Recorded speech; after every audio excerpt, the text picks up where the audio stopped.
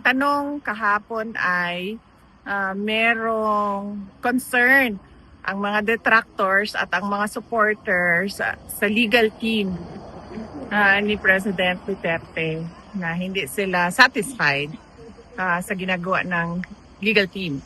Tama ba ang pagka-ano ko? Yes, ma'am. Oo, tama ang pagkasabi ko sa tanong. Tinanong ko si dating Pangulong Rodrigo Duterte, sabi ko, exactly kung ano yung tanong ninyo, gusto mo ba palitan at hindi ka ba satisfied? Sabi niya, hindi palitan. Pero meron siyang mga instructions na ibinigay kabahin sa legal team. So, hindi ko na sabihin kung ano yung mga instructions dahil ano naman ay hindi na mahalaga.